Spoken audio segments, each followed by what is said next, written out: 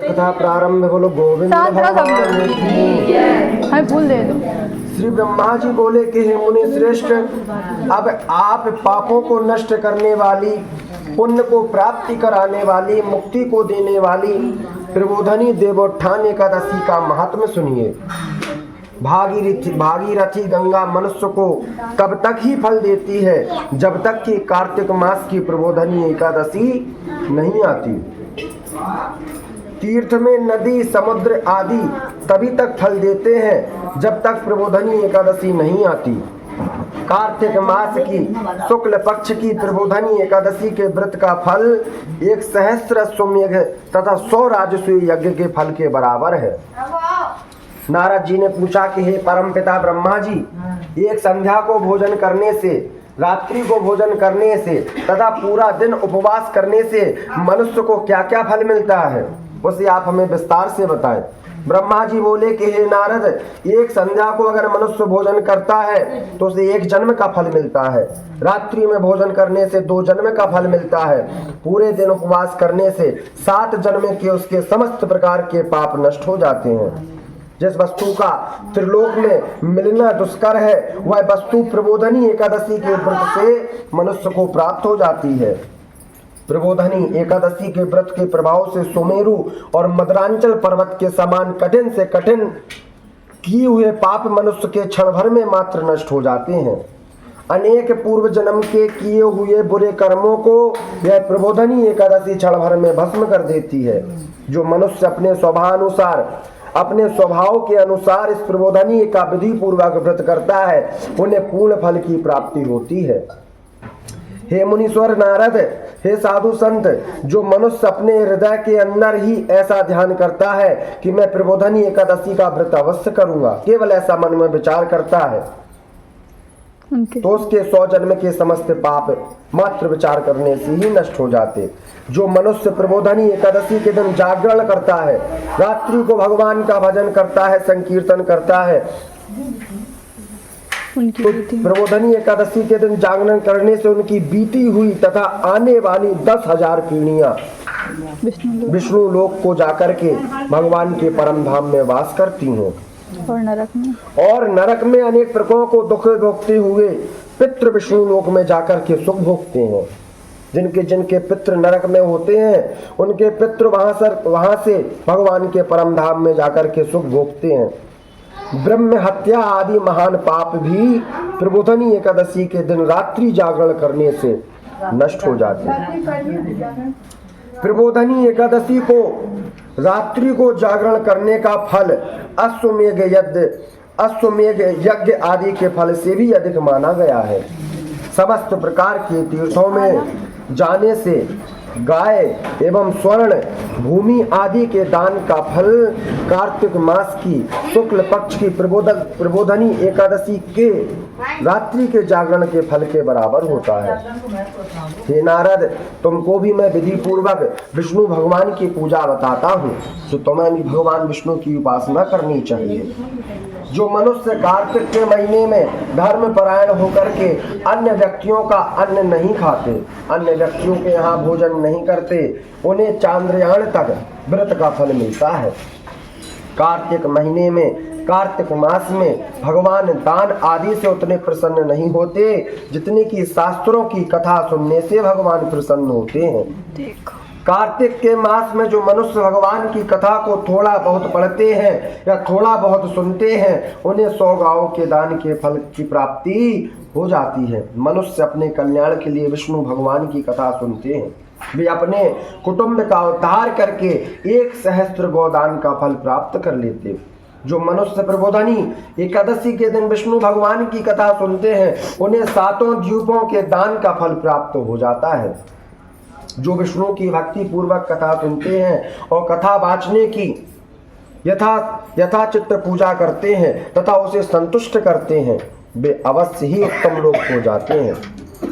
नारद जी बोले कि हे ब्रह्मा जी, हे परमपिता ब्रह्मा जी, अब आप एकादशी के व्रत का विधान हमें विस्तार से बताएं, और यह कैसा व्रत है एवं यह कौन सा पुण्य इस व्रत के करने से मिलता है, हमें यह भी बताए। परमपिता ब्रह्मा बोले कि हे नारद पुत्र, इस एकादशी के दिन मनुष्य को ब्रह्म मुहूर्त में उठना चाहिए और नदी, तालाब, कुआं आदि पर स्नान करके व्रत का नियम ग्रहण करना चाहिए। उस समय भगवान से विनय करनी चाहिए, भगवान से प्रार्थना करनी चाहिए कि हे परमपिता परमेश्वर भगवान, आज मैं निराहार रहूंगा और दूसरे दिन भोजन करूंगा, इसलिए आप मेरी रक्षा करें, आप हमें शक्ति सामर्थ्य प्रदान करें। इस प्रकार विनय करके भगवान की फिर उसके बाद पूजन करना चाहिए। भगवान की भक्ति भाव के साथ पूजन करें और एकादशी का व्रत आरंभ कर दें। उस रात्रि को भगवान के समीप रह करके भगवान के प्रति गीत गावे, भजन करें, संकीर्तन करें, नृत्य करें, बाजे तथा कथा आदि से रात्रि को व्यतीत करना चाहिए। प्रबोधनी एकादशी के दिन कृपणता को त्याग करके, कंजूसी को त्याग करके बहुत से पुष्प, फल, अगर की धूप आदि से भगवान की आराधना करनी चाहिए। शंख में जल भर करके भगवान को अर्घ्य देना चाहिए, भगवान को स्नान कराना चाहिए।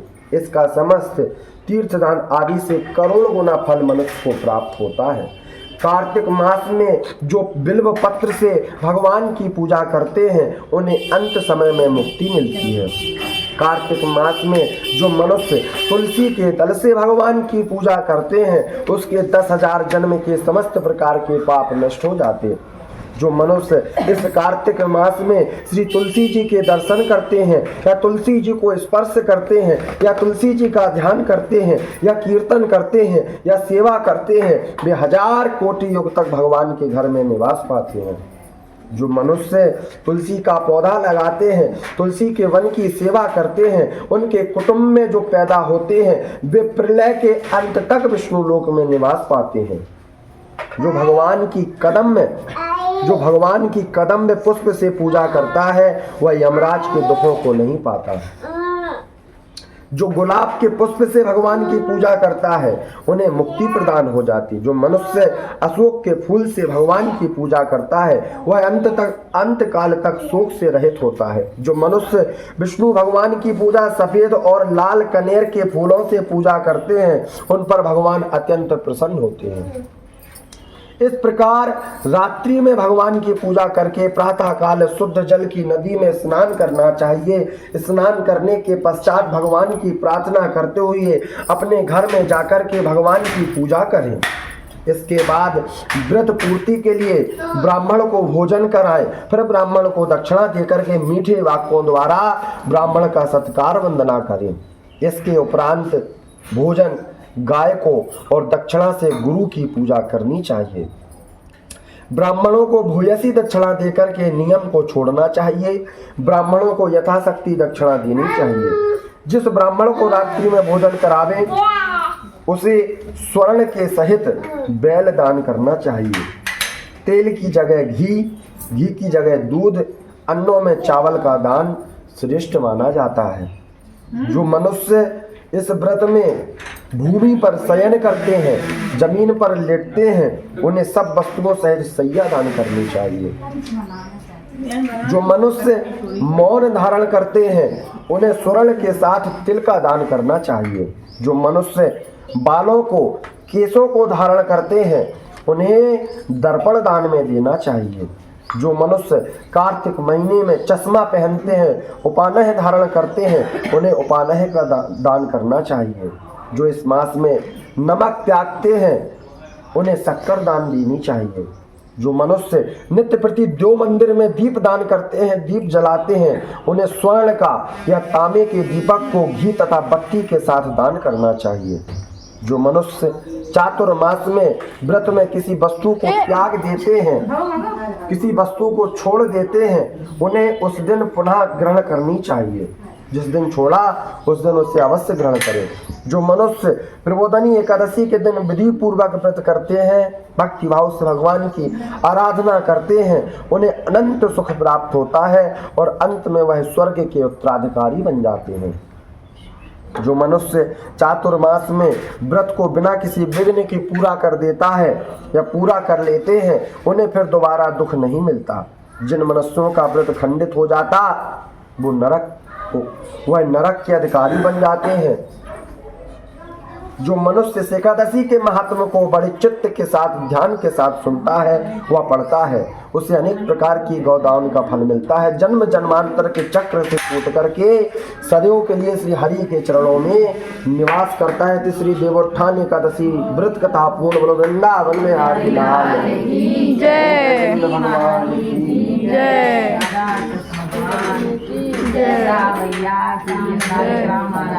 वर्तते देशांतर्गते व्यास क्षेत्रे झांसी मंडलांतर्गते जालौन जमदांतर्गते औरई नगरे खंडे अत श्री रुद्रदेवताभ्यं समीपे सुमंदिरे स्थले अत श्री अमुख गोत्रोत्पन्नाः मुख नाम्नोऽहं कार्तिक मासे शुक्ल पक्षे एकादशी तिथौ श्री प्रबोधनी एकादशी तिथौ श्री भौमवासरे अथ श्री देवोत्थान एकादशी व्रत कथा श्रवणं करिष्यामि। तदुपरान्ते ब्राह्मणद्वारा दीपदानं करिष्यामि, ब्राह्मणद्वारा द्रव्यदक्षिणा दानं करिष्यामि, वह ब्राह्मणद्वारा कारिष्य बोलो हरि ओम तत्सत, हरि ओम तत्सत, हरि ओम तत्सत। जय बोलो गोपाल भगवान की जय। लो स्तुता।